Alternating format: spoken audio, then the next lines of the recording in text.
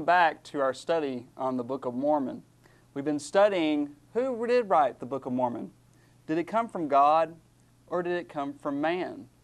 This is something that we have been doing and wanted to investigate very carefully about who really did write the Book of Mormon. And what we've been doing is looking at the character of Sidney Rigdon. And if you remember, Sidney Rigdon, he was a man that loved to read. He loved to study the Bible. But sadly, at times, he was deceptive. He actually made up his own conversion experience in the Baptist church.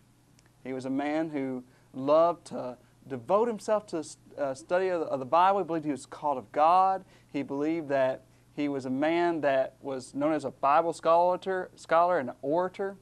And last time we looked at some of the so-called prophecies that he claimed to have written. And if you looked at those so-called prophecies, you would notice that he was a man who was able to really match up Scripture as we find it in the Bible. So here's a man who is a most possible candidate who helped to write the Book of Mormon. And so that's who we've been studying. Now there's one clarification I would like to make from the second video that we made, is that I accidentally called manuscript found manuscript lost. But let me just make that clarification that it's manuscript found, just to clarify. Now, as we keep on studying, what we've been doing is looking at the connection between Solomon Spaulding, who wrote Manuscript Found, and Sidney Rigdon, who was connected to Solomon Spaulding in Pittsburgh. We noticed that there are people who believe that Sidney Rigdon was the one who stole the manuscript of Manuscript Found. So what we're going to be doing today is looking at the eyewitness testimony of people who know that Sidney Rigdon was connected to Solomon Spaulding. And if we were to be on a jury, if I were to let you be on a jury, I would want you to see, we're going to call in these witnesses and we're going to listen to their testimonies and see what they have to say. And I believe you'll see that there's evidence that does connect Sidney Rigdon to Solomon Spaulding. The first one that we want to look at is Rebecca Johnson Eichbaum. Now, very interesting enough, she worked in the post office at Pittsburgh. Now, let me read to you what she had to say. She says, "My father, John Johnson, was postmaster at Pittsburgh for about 18 years, from 1804 to 1822. My husband, William Eichbaum, succeeded him and was postmaster for about 11 years, from 1822 to 1833. I was born August 25th, 1792, and when I became old enough, I assisted my father in attending to the post office and became familiar with his duties. From 1811 to 1816, now notice that time frame because that's very important, because that is the time that Solomon Spaulding would have gave his manuscript to be published at that Patterson firm. So it says, I was the regular clerk in the office, assorting, making up, dispatching, opening, and distributing the mails. Pittsburgh was then a small town, and I was well acquainted with all the stated visitors at the office who called regularly for their mails. So meager at that time were the mails that I could generally tell without looking whether or not there was anything for such persons, though I would usually look in order to satisfy them.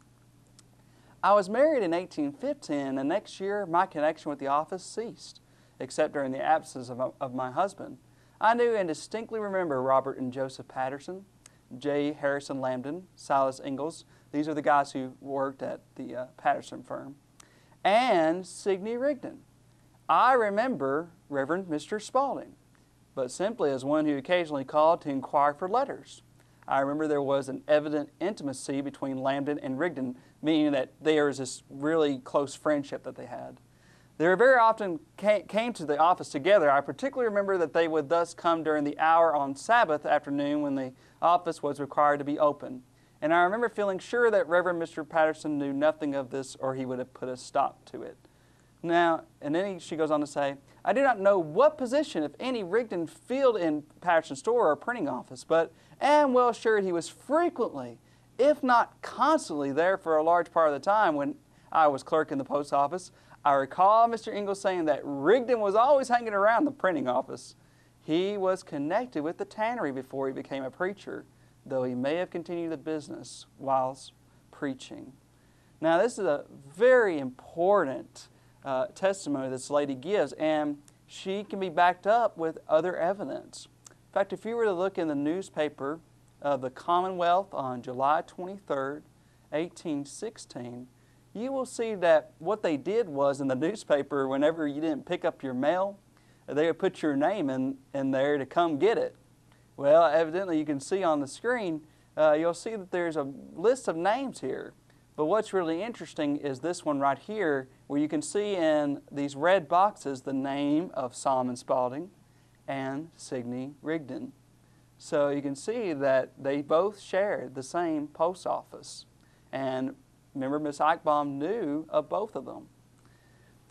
Well, you'll remember that LDS apologists, they said, you know, Rigdon, he didn't come to Pittsburgh until he became a preacher in 1822.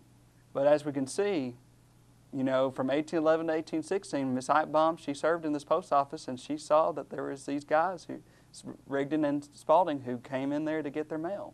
In fact, there's another point of evidence that we might look at, and that is what's called the Section 9 of the Post Office Law of April 30th, 1810. You remember that it said that Lambden, and Sidney Rigdon's friend, and him, they actually came into the post office on the Sabbath. Now, unfortunately, of course, you know, many denominations call Sunday the Christian Sabbath.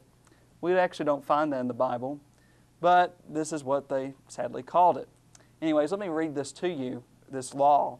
It says, at post offices where the mail arrives on Sunday, the office is to be kept open for the delivery of letters and for 1 hour after the arrival and the sorting of the mail.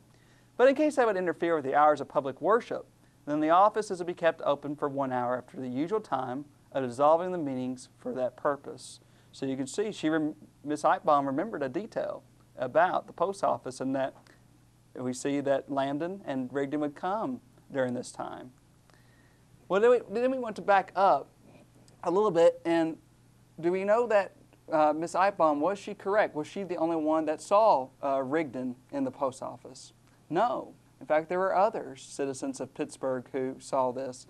Samuel Williams was one of them. Let me read to you what his testimony states. He says, Mr. Passion stated to me that Mr. Spaulding brought the manuscript to the office. And of course, it came under the charge of Ingalls. And at or about that time, Ingalls spoke to Mr. Passion about it. That time must have been 1814 or 1815. All the old men of our church knew that about Rigdon hanging about that printing office. And whether he spent his time there in copying it or concocting his schemes while conversing with Ingalls and others, or at length procured the manuscript by purchase or otherwise, makes not the smallest difference. If it is true that Mrs. Spaulding had the manuscript returned to her, then unless Mr. Spaulding had the duplicate copies, leaving one in the office, Rigdon must have copied it. So you see, it's not just Miss Eichbaum, but it was also Samuel Williams who attested and said, you know, we know that Rigdon was hanging around that printing office of the Patterson firm, so it's most likely that he was a candidate for possibly stealing this manuscript. Well, let's also recognize Joseph Miller's testimony. You know, he was the one who took care of Solomon Spaulding in his last years before his death. And Joseph Miller had something very interesting to say about Sidney Rigdon. Let's read what his testimony says. He says, my recollection is that Spaulding left a transcript of the manuscript with Patterson for publication. The publication was delayed until Spaulding could write a preface. In the meantime, the manuscript was spirited away. It could not be found. Spaulding told me that Sidney Rigdon had taken it or was suspected of taking it. I recollect distinctly that Rigdon's name was mentioned in connection with it. Now this is very important because we talked about how Solomon Spaulding, he had made his manuscript found. It was almost ready to be published, but here we see that one of the Pattersons say, now all you need is a preface to it and it'll be ready for publishing. But we see sadly that the manuscript was stolen. And we see that Joseph Miller was one of those who said that Solomon Spaulding said that Sidney Rigdon had stolen it. So we see that Joseph Miller's testimony is very important in this matter of the connection between Solomon Spaulding and Sidney Rigdon. Well, we also run into John Winters. Well, let's put him on the stand. What does John Winters have to say about Sidney Rigdon? Well, we see that John Winters, he was one of the early ministers for the Baptist Church and around western Pennsylvania and eastern Ohio. He actually stayed with Sidney Rigdon in his house for a while. He actually boarded with him. And one of the interesting things about Mr. John Winters is that it says about him, Reverend John Winters, M.D., was one of the early ministers of the Baptist Church laboring in western Pennsylvania and eastern Ohio. And during a portion of the time when Sidney Rigdon was pastor of the First Baptist Church in Pittsburgh, Dr. Winter was teaching a school in the same city and was well acquainted with Rigdon. Upon one occasion during this period, 1822-1823, Dr. Winter was in Rigdon's study when the latter took from his desk a large manuscript and said in substance, a Presbyterian minister, Spalding, whose health had failed, brought this to the printer to see if it would pay to publish it. It is a romance of the Bible. Dr. Winter did not read any part of it and paid no more attention to it until after the Book of Mormon appeared, when he heard that Mr. Spalding's widow recognized it in the writings of her husband. The authority for the above important statement is the Reverend A.G. Kirk, to whom Dr. Winter communicated in a conversation at New Brighton, Pennsylvania in 1870 to 1871. Now, so we have here Mr. John Winters, who stayed with Sidney Rigdon. Sidney Rigdon pulled out a manuscript and said that this was from Solomon Spalding. Now that's very interesting to say that, because we'll read later on that Sidney Rigdon denied anything that he ever knew Solomon Spalding. Well, what we see here is that Mr. Winters was he was backed up by several people. Some people that would be included would be his daughter, which was Mary Irvin. Let me read to you what she says. She says, I have frequently heard my father speak of Rigdon having Spalding's manuscript, and they had gotten it from the printers to read it as curiosity. As such, he showed it to my father, and that at that time, Rigdon had no intention of making the use of it that he afterwards did. For father always said Rigdon helped Smith in his scheme by revising and making the Mormon Bible out of Reverend Spalding's manuscript. But it wasn't just her, it was also the stepson of Dr. John Winter, which was A.J. Bosnaw.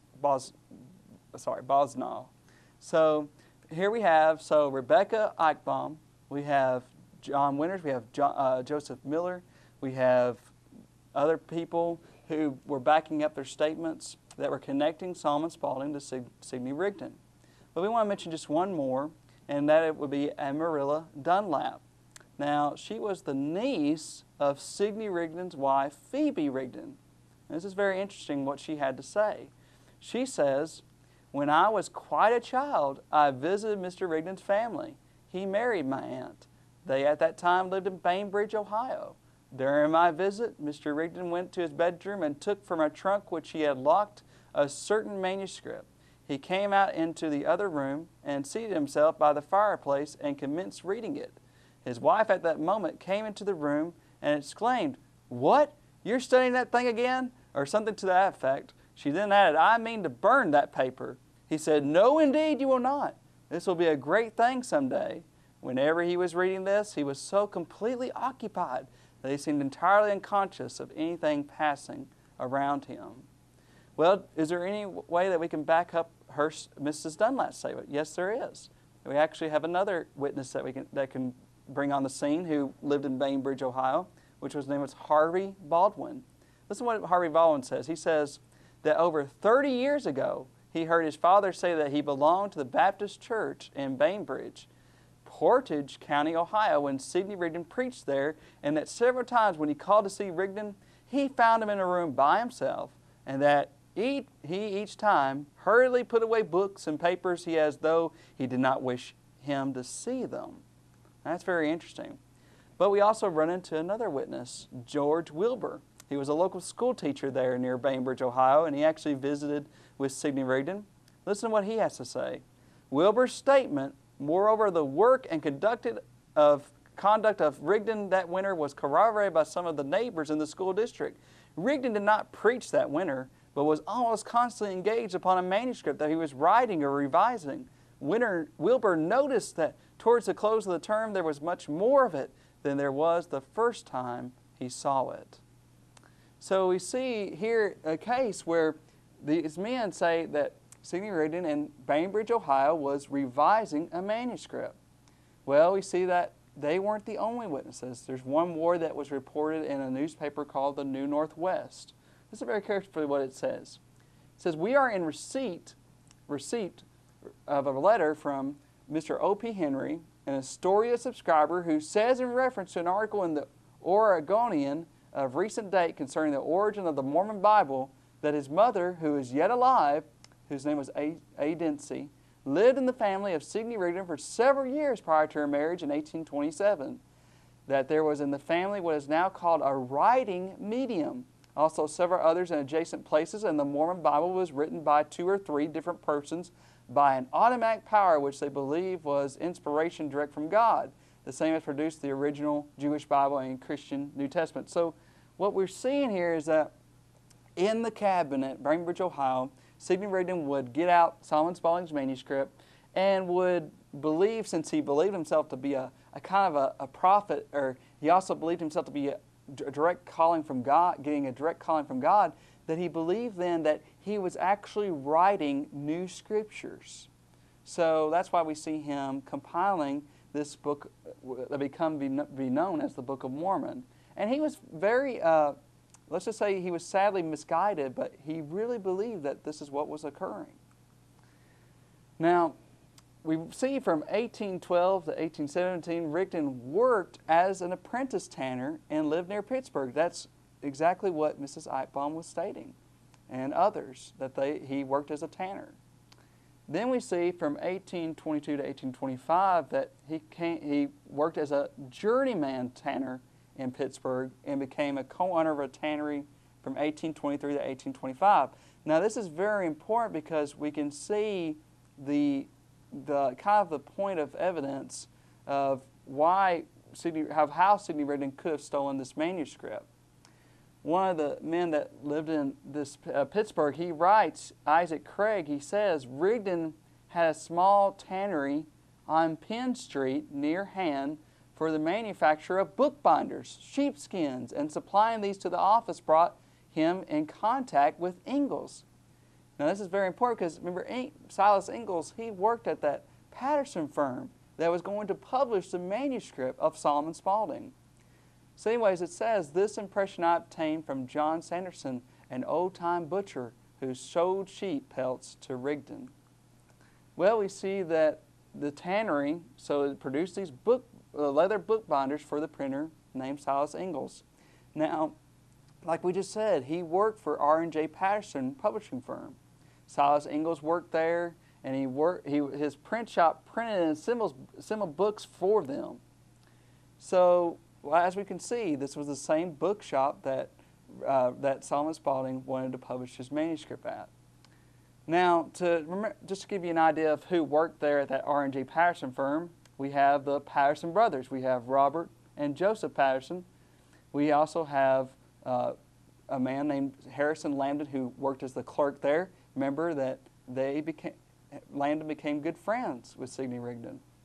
And then we see that Solomon Spaulding's manuscript was probably, most likely, it was handled by Joseph Patterson, because later on, when the manuscript is stolen, they asked Robert Patterson. Robert Patterson didn't know anything about it, so likely it was Joseph Patterson who had moved to Pittsburgh by that time. Well, anyways, we see later on about this bookshop, just to give you a little bit of history, that Joseph Patterson left for Pittsburgh, and that Lambden became a co-owner with Robert Patterson at the firm. And then we see that the bookshop became bankrupt in 1823.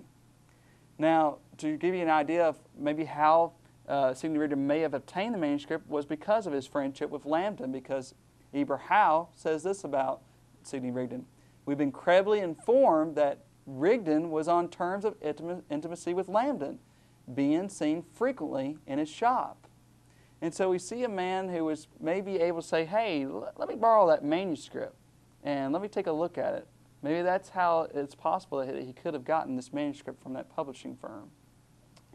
Anyways, you might ask yourself the question, why would Sidney Rigdon why would he steal a manuscript? Possibly.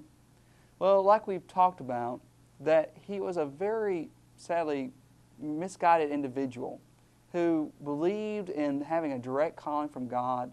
So he believed he was able to make possibly new scriptures. As we'll find out, he believed in miracles.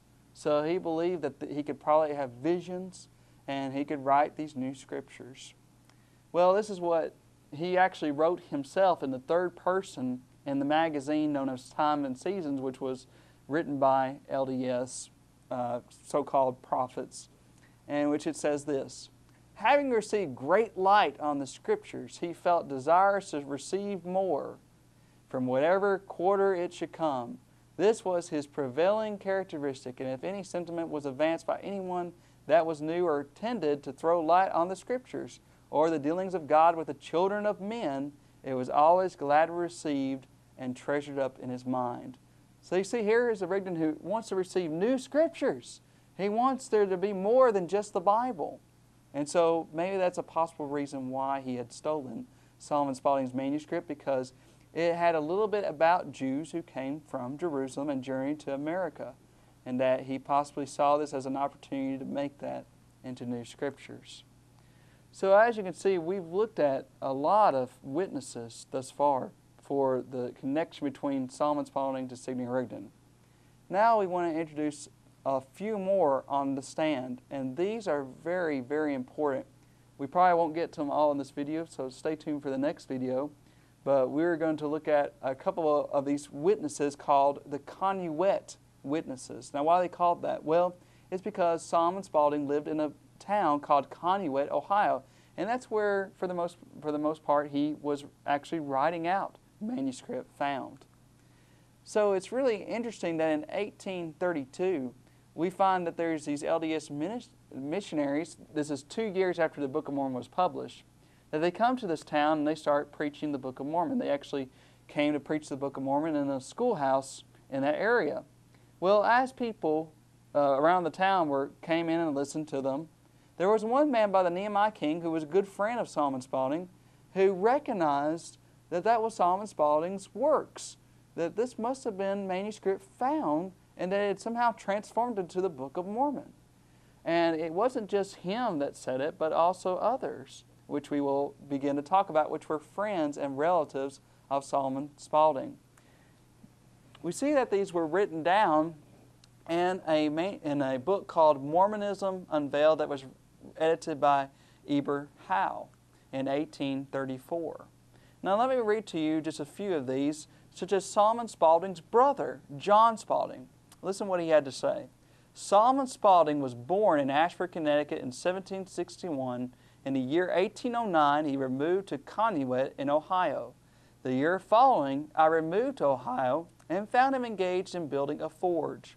I made him a visit in Pittsburgh in about 3 years after, and found that he had failed and was considerably involved in debt. He then told me he had been writing a book, which he intended to have printed, the avails of which he thought would enable him to pay all debts. The book was entitled Manuscript Found, of which he read to me many passages. It was a historical romance of the first settlers of America, endeavored to show that the American Indians are the descendants of the Jews, or the lost tribes. It gave a detailed account of their journey from Jerusalem by land and sea until they arrived in America under the command of Lehi and Nephi.